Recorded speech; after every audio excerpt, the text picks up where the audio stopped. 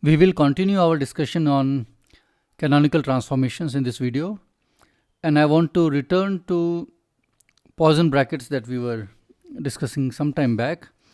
So let me remind you what Poisson bracket is.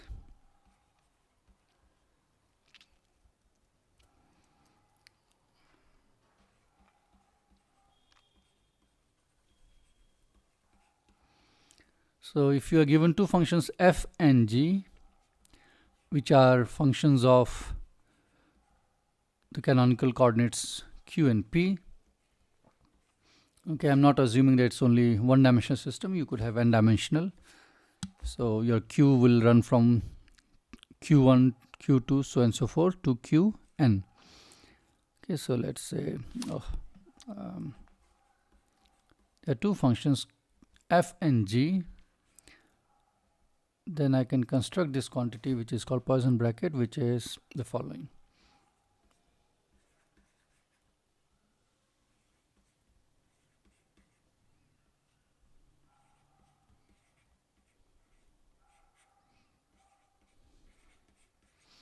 Okay, they could, as I said, these are, I'm talking in general of n-dimensional systems, so your k runs from 1 to n, and there's a summation over k implied here. You have f, g, g, f. That's what Poisson bracket is, and it's an antisymmetric quantity. And also recall that if you take qj and qk, okay, two of the coordinates, or two of the conjugate momenta, which is, let's say, pj, pk, then their Poisson brackets are 0. However, if you take one of them to be a coordinate and the other one to be a conjugate momentum,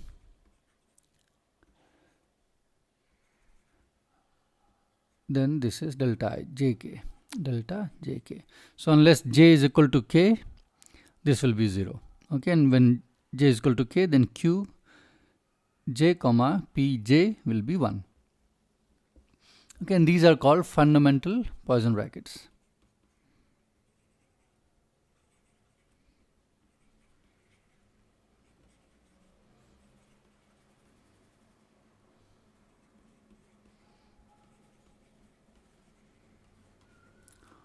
Okay, I'll give you a small exercise to do.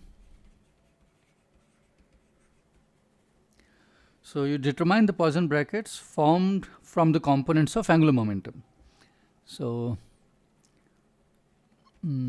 determine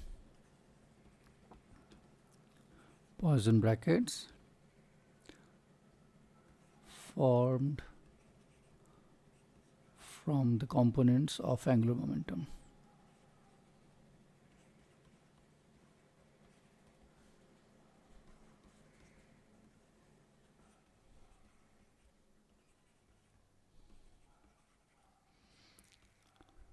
So you can take Cartesian coordinates and corresponding conjugate momenta, construct the angular momentum, L is r cross p, and then calculate this.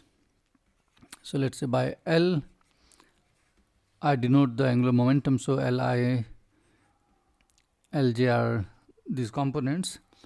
Then show that if you construct the Poisson bracket, you are going to get this. Which means, for example, if for I you have 1, j you have 2, then it will be on the left hand side L1 comma 2, and on the right hand side it will become epsilon 1 2 3 L3. Okay, which epsilon 1 2 3 will be 1, so it will become L3 on the right hand side. So please show this. I will state a theorem. I will not prove it. You can prove it yourself or have a look in one of the standard books. And here is the theorem.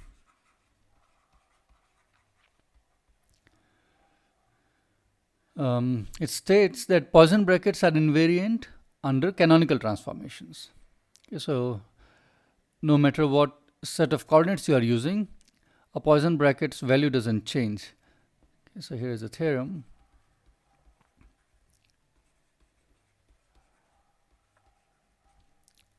Are invariant under canonical transformations.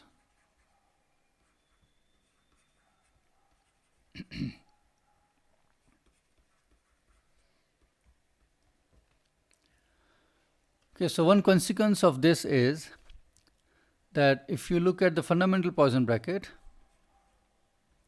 okay, here and here, all the partial derivatives in constructing this are with respect to the coordinates small q and small p.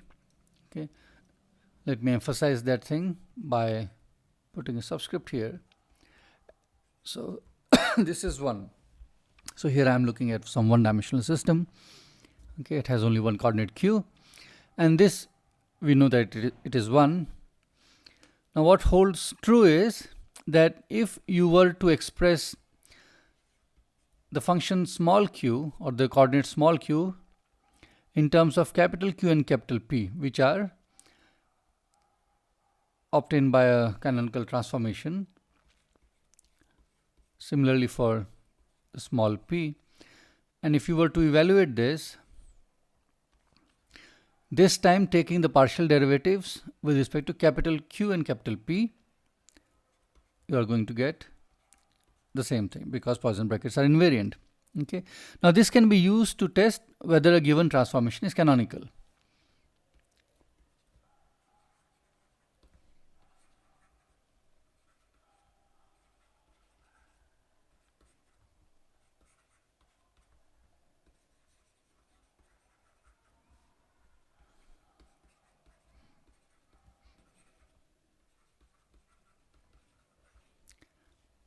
Okay, even without knowing what the generating function is. So you don't have to start to first figure out what the generating function is. Just by doing this test, you can figure out whether the transformation or whether the new sets of coordinates that are given to you are canonical, whether they are going to satisfy canonical equations of motion. I can give you a simple example, and that example will be based on what we did here for the harmonic oscillator. So let's do the test on the capital Q and capital P here, which we had. So here, somewhere here. Anyway, let me write it down here. So you can go back and check whether what I'm saying is correct. So case of harmonic oscillator.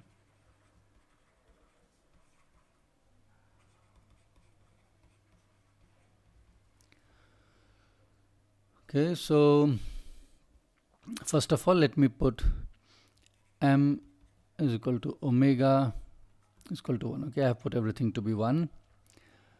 If I do so, then my q is 2p sine of q, and small p is 2p in the square root cos of q.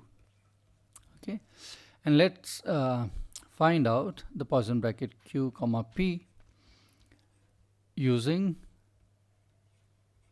this. Okay, the partial derivatives now will be with respect to capital Q and capital P. So what is this quantity? This is delta q over delta capital of q, delta p over delta capital of p minus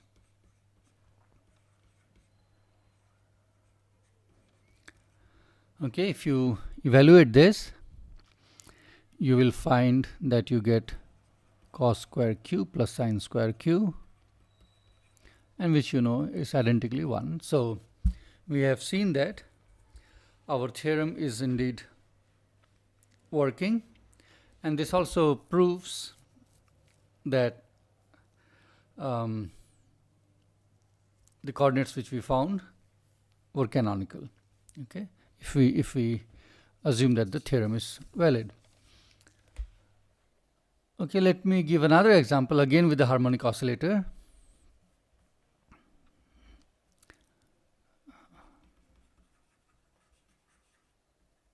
Okay, this was example. Now this time what I will do is I will do the opposite thing.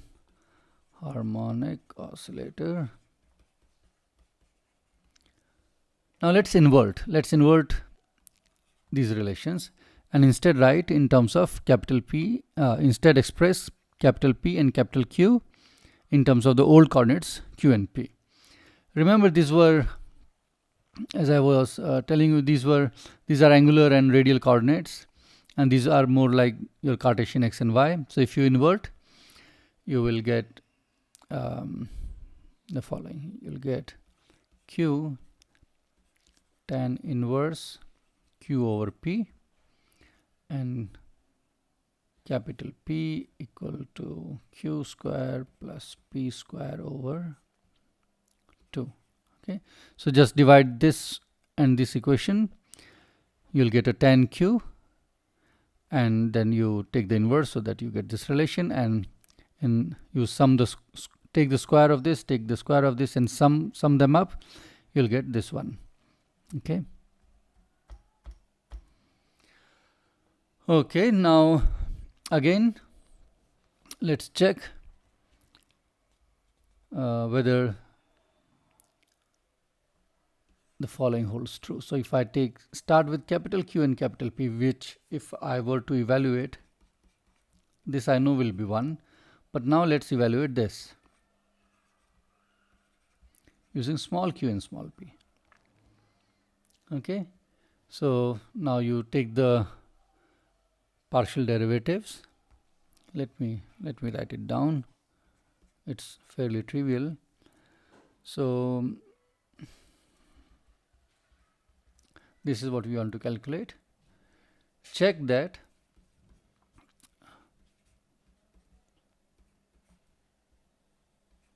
I'm just writing down so that we can immediately see that my claim is correct. That's what you get by taking the partial derivative. Similarly, for this one, you'll get P. This one, you'll get Q.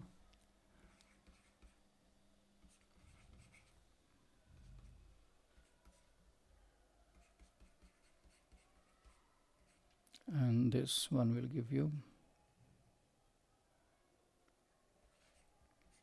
P square. Okay, that's what you're going to get.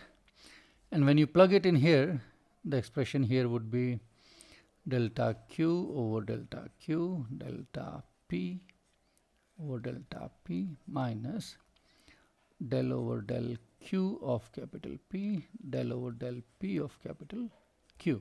When you plug these derivatives in here, you will see that you will immediately get this equal to 1. Okay, that's another way of looking at the transformations to be canonical. Okay, so it makes sense to drop these because no matter which set of coordinates you use, okay, you are always going to get the same answer.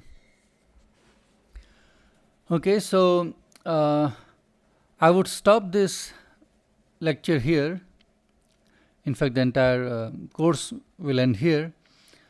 Nevertheless, a lot is still left to be learned in this subject, and we cannot cover much more in these 30 hours. So I will strongly recommend that you look at those standard textbooks which I had mentioned in the beginning. For example, the book by Hand and Finch, Goldstein, and the book by Arnold, okay, Landau and Lifshitz, the book by Parts. So you can find a lot more material in this subject, and I would also encourage you to solve exercises and problems that are given in this book so that you develop a stronger understanding of the subject. And with this, I would like to wish all of you the best for your exams, and I hope that you all have enjoyed learning this subject. I definitely enjoyed giving these lectures. So thank you for attending this course, and I wish you all the best for your exams and for your academic future. Okay, thank you.